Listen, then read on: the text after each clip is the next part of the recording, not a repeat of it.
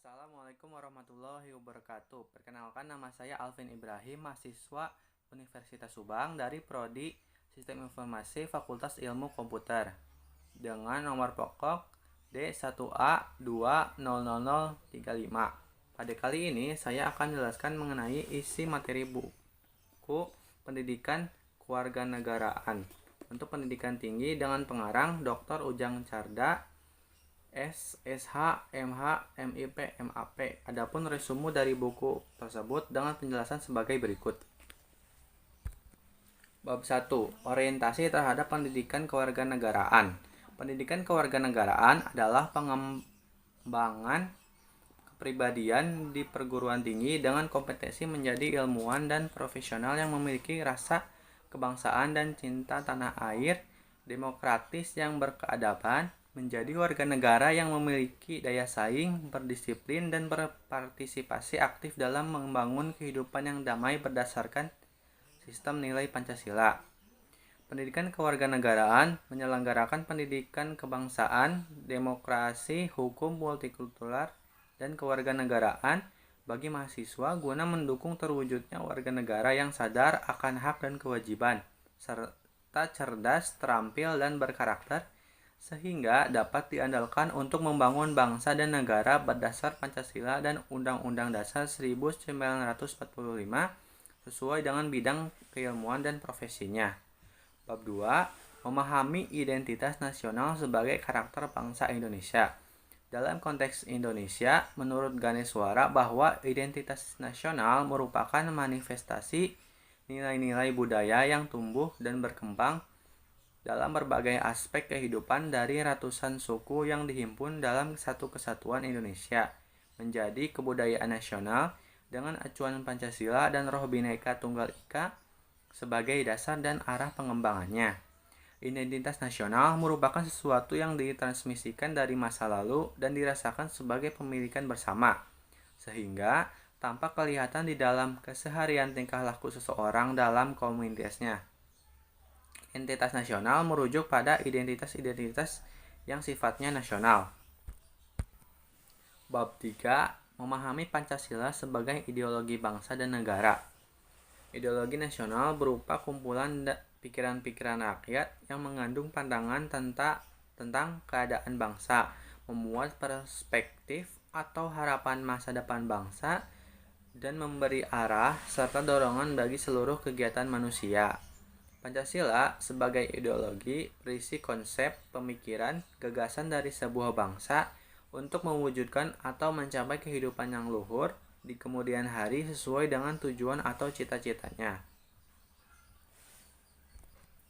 Bab 4. Memahami negara, konstitusi, dan warga negara. Negara merupakan integrasi dari kekuasaan politik dan merupakan organisasi pokok dari kekuasaan politik. Negara adalah organisasi yang dalam suatu wilayah dapat memaksakan kekuasaannya secara sah terhadap semua golongan kekuasaan lainnya dan yang dapat menetapkan tujuan-tujuan dari kehidupan bersama. Konstitusi adalah segala ketentuan dan aturan tentang ketatanegaraan. Konstitusi juga dapat diartikan sebagai undang-undang dasar suatu negara. Peranan konstitusi bagi kehidupan negara adalah untuk memberikan landasan dan pedoman dasar bagi penyelenggaraan ketatanegaraan suatu negara, membatasi tindakan pemerintah agar bertindak sewenang-wenang, dan memberikan jaminan atas hak asasi bagi warga negara. Warga negara merupakan terjemahan dari citizens, yang mempunyai arti warga negara, petunjuk dari sebuah kota, sesama warga negara, orang setanah air, bawahan atau kaula, sedangkan warga mengandung arti peserta, anggota atau warga dari suatu organisasi atau perkumpulan. Bab 5. Memahami negara hukum, hak asasi manusia, dan demokrasi. Undang-Undang Dasar 1945 menghendaki bahwa negara Indonesia adalah negara hukum. Ini berarti bahwa tatanan politik adalah tatanan yang dijiwai dan mengacu pada asas kepastian hukum yang mengimplikasikan asas legalitas dan asas-asas yang menjamin keutuhan tatanan hukum. Asas persamaan yang mengimplikasikan asas kebebasan, asas demokrasi, asas pemerintah berfungsi mengabdi rakyat, serta asas kewenangan kehakiman yang bebas mencakup juga asas peradilan yang imparsial dan objektif. Hak asasi manusia adalah hak seperangkat hak yang melekat pada hakikat dan keberadaan manusia sebagai makhluk Tuhan yang Maha Esa dan merupakan anugerahnya yang wajib dihormati, dijunjung tinggi, dan dilindungi oleh negara dan hukum dan pemerintah, dan setiap orang demi kehormatan serta pelindungan harkat dan martabat manusia.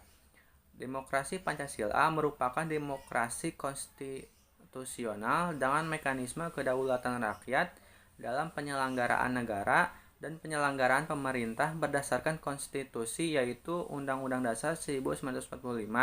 Sebagai demokrasi Pancasila terikat dengan dan pelaksanaannya harus sesuai Undang-Undang Dasar 1945.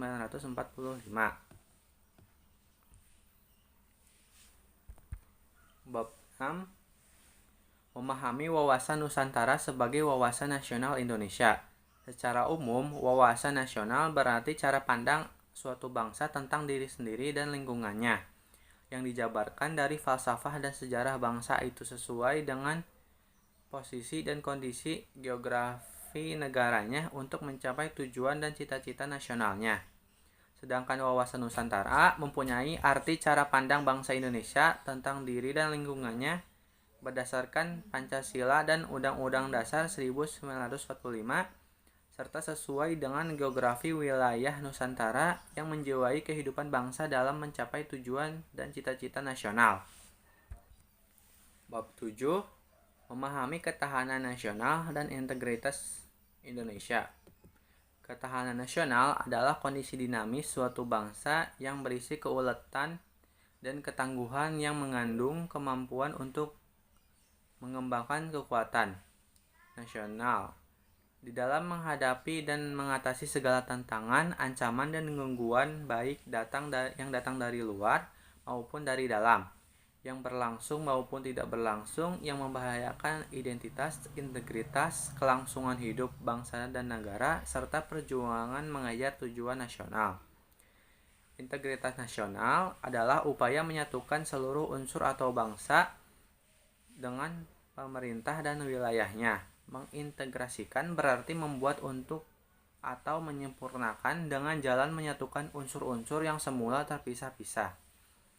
Persoalan integrasi nasional menyangkut keserasian hubungan antara pemerintah dan rakyat, serta keserasian hubungan di antara kelompok-kelompok dalam masyarakat dengan latar belakang perbedaan di dalamnya. Intinya, buku ini berbicara mengenai pendidikan kewarganegaraan. Pembahasan pertama di buku ini dibuka dengan bahasan mengenai orientasi terhadap pendidikan kewarganegaraan. Kemudian disusul dengan bahasan tentang identitas nasional sebagai karakter bangsa Indonesia dan Pancasila sebagai ideologi bangsa dan negara. Selanjutnya dibahas tentang negara, konstitusi dan warga negara, serta negara hukum, hak asasi manusia, dan demokrasi. Berikutnya di bagian akhir buku ini dibahas ihwal wawasan Nusantara sebagai wawasan nasional Indonesia, serta ketahanan nasional dan integrasi nasional Indonesia. Demikian resume buku ini saya buat untuk mata kuliah Pendidikan Pancasila. Wassalamualaikum warahmatullahi wabarakatuh.